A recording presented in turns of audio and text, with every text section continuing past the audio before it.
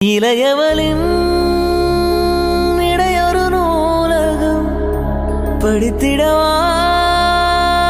பறிவிடும் இரவுகளாயிரம் இடைவெளி எதற்கு சொல் நமக்கு முன்னானம் ஒரு முறை விடுமுறை எடுத்தால் என்ன என்னை தீண்டக்கூடாதென வானோடும் சொல்லாத வங்கக்கடல் என்னை ஏந்த கூடாதென